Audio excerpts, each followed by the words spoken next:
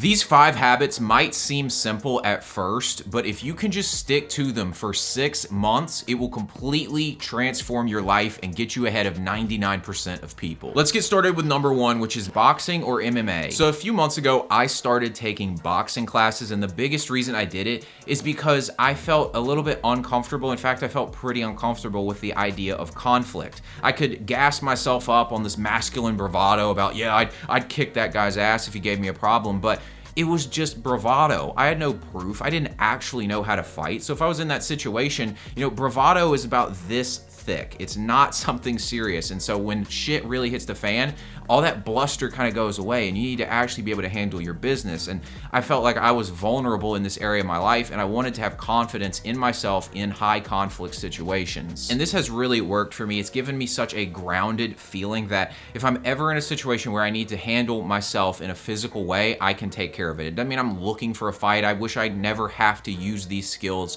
in a real life situation. But the fact that I just know that I can handle myself gives me a lot more confidence. And I think by doing so, it also means I'm a lot less likely to actually have to get into a fight because people can just read it on you. They're like, oh, this guy knows how to fight. This guy's a problem. We'll go mess with somebody else. I think this is something every man should do. In the Western world especially, we are raised to be docile, polite, nice. I think society really wants to control men, and so our aggressive instincts and our ability to kind of stand independently on our own beliefs is something that is trained out of us. We're taught to become more herd animals, more polite, just go along with the crowd and don't make any waves. And learning to fight is not about becoming antisocial, but it is about bringing out that aggressive side of yourself in a healthy way. And this gives you such a confident sense in yourself to stand on your own beliefs, to go your own way, to know that if things get difficult, you feel like you can handle yourself. You're not afraid of conflict. And along with this, martial arts has tons of other benefits. For one thing, most guys struggle to form really good friendships. In fact, studies have shown that the average man has 0 close friends. And one thing I've really noticed about going to a boxing gym is that the people that you train with, you have this sense of camaraderie with them, right?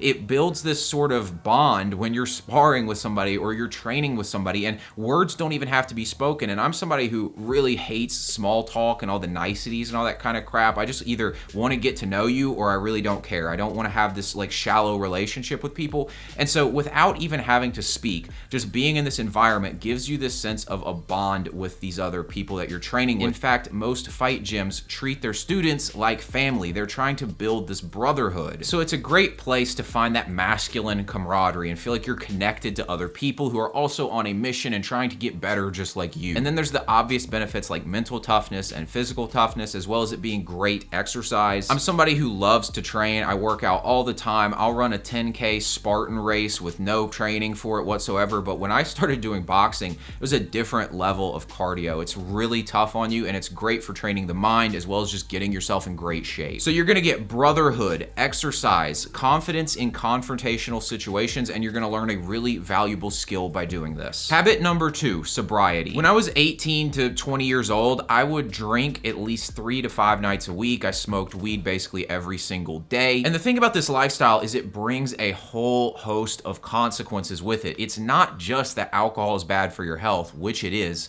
It's the environment that these substances put you in. If you drink a lot and smoke a lot, you end up being around other people who drink a lot and smoke a lot. And these tend to be people who are impulsive and lack discipline. You're not gonna find a lot of highly productive, successful people at frat parties. Drinking is also very expensive. If you go out to a bar, you're usually looking at a minimum of $6 to $8 a drink, usually more. And it's a double whammy because once you drink some, you get more impulsive, which makes it easier for you to spend more money. Like for example, for me, when I used to drink all the time, it's like my diet would go out the window. I'm 3, 4, 5, 6 beers deep, and suddenly I want to go get a pizza. So now I'm going out to eat, and I'm buying a pizza, my diet's going down, I'm spending money on crappy food I don't really want to eat, and I've been buying the drinks. It was not uncommon for me to spend $100 out on a night with my friends getting drinks, getting weed, getting food that came along with this. Now think about how financially irresponsible that is. If you took $100 a week, let's say you spend $100 a week going out to bars, smoking weed, these kinds of behaviors,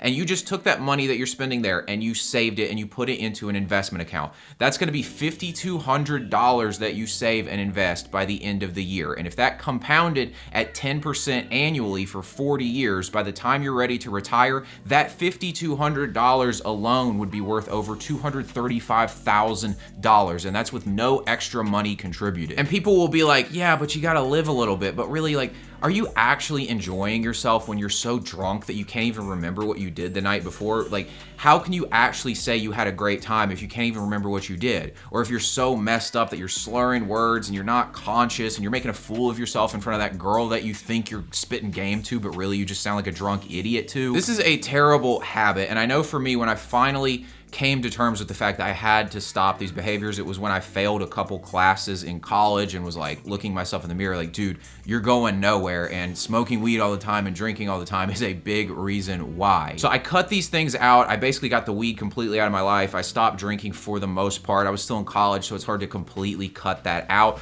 And the big thing I was scared about at the time was how this was gonna affect my social life, because basically what I did with my friends was smoke weed and get drunk. And I was afraid, like, what's gonna happen to my social life? And the truth is, if you go sober, it is going to destroy your social life. But the thing is, it's actually a good thing, because if you're afraid of losing your friends because you quit drinking and quit smoking, you don't actually have friends. You have drinking buddies and smoking buddies. If you can't connect with them over anything other than being intoxicated, then they're not somebody you really want to keep in your life. And yes, you're going to go through this period when you go sober where you're going to be kind of lonely. You're not going to have the people around you that you used to have, but eventually you're going to find higher quality friendships with people who are actually aligned with where you're going in life. And the last thing I want to mention about drunkenness and the benefits of sobriety is just how much time you waste being drunk or being intoxicated. When you know you're going out to drink at night, it ends up being usually a pretty unproductive day before that, where you're just kind of chilling and waiting for the evening to come around. It's just kind of like if your birthday's the next day or it's your last day at work or something like that, you're just not as productive because you know things are about to change. And then you go out and get drunk, which is obviously not productive. It's about the least productive thing you can do. And then there's the next day where you're hungover. Sobriety can solve so many of your problems. You're going to get a better social life around higher quality people. You're going to be in better shape, both physically and mentally. You're going to have more money because you're not spending it on substances. That's money you can invest into the stock market, into real estate, into yourself and becoming better. At this point, I never smoke weed. I drink max once or twice a year, and I never get drunk when I'm doing it. And I am so glad I made this switch. It's such a better lifestyle. I'm doing so much better. I feel so much better. I cannot recommend sobriety to you enough. Habit number 3, go to bed on time. Going to bed on time means you're gonna wake up early, which is when most successful people wake up. And there's a huge difference in your mindset when you wake up at 6 a.m. instead of 9 a.m. When you wake up at 9 a.m. and the sun's halfway up in the sky, it feels like the day's gone and you're just not gonna get nearly as much done. Even from a biological perspective, we are hardwired to wake up when the sun is rising. There are certain times of day when our brain is more primed to take action and work hard, and those morning hours are when you're most focused on doing that kind of behavior,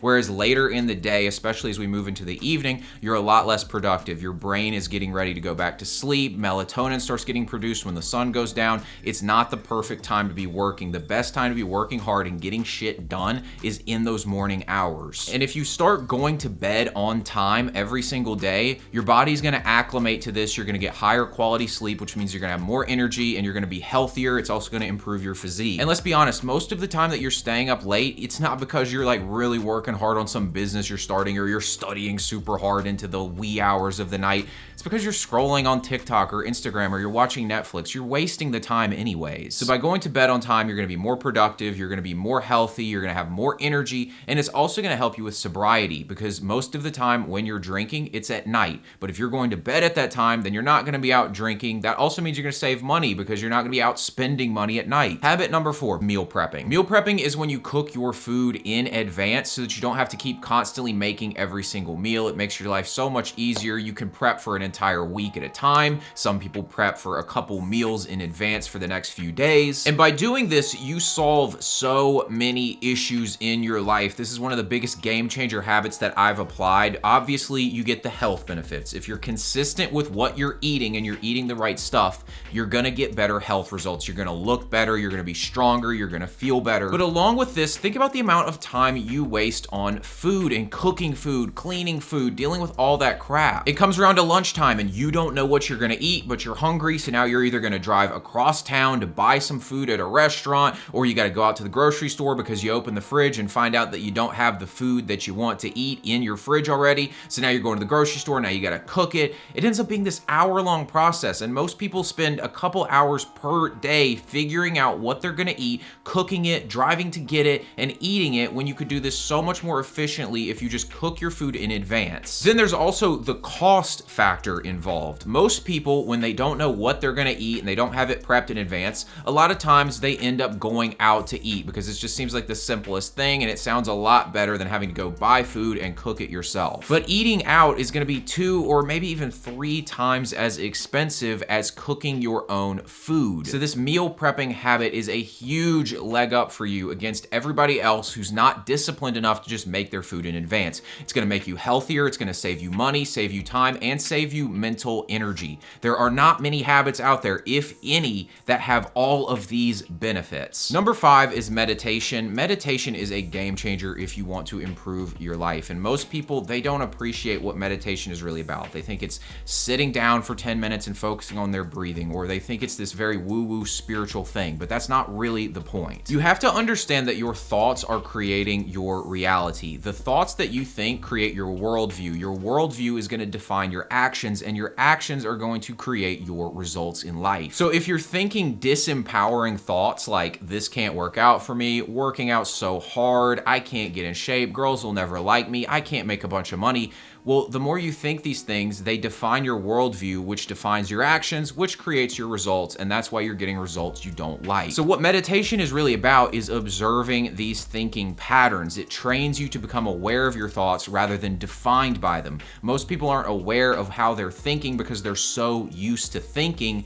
that it just feels normal to them. But what meditation does is help you step back and you can start to notice the patterns. I used to have so many limiting beliefs. I felt like a victim in so many areas of my life. But the more I've meditated, the more I've become aware of these stories I was telling myself. Things like, I can't control what the outcome is, it's out of my hands, when I realized, no, actually I could change my behavior and get better results. This happens a lot, for example, in my career. For a long time, I had disempowering beliefs around my ability to make money, and this limited my work ethic, because if I don't think I'm actually in control of my destiny, then why am I gonna work that hard? But once I began to notice that I'd been telling myself the story since I was a child, that I was kind of disempowered financially, I wasn't the kind of person who was gonna become wealthy, I was able to start changing it and start realizing the actions I could take go from a story of, I can't change my life, I'm a victim financially, to I can actually become the kind of person who's incredibly financially successful. And when I'm operating on that belief, and those are the thoughts I'm thinking, my actions are completely different. So meditation is a non-negotiable for me. I meditate for 10 minutes first thing in the morning, right after I get out of the shower. It has genuinely changed my life in so many ways just by being aware of how I was thinking and making it more constructive. Along with this, you get the benefits of a calm mind and clear decision making during your day. You're a lot less reactive to situations. So guys, start applying these 5 habits in your life, and I promise you it will change everything for you. Thanks for watching. Be sure to like and subscribe, and I'll talk to you later.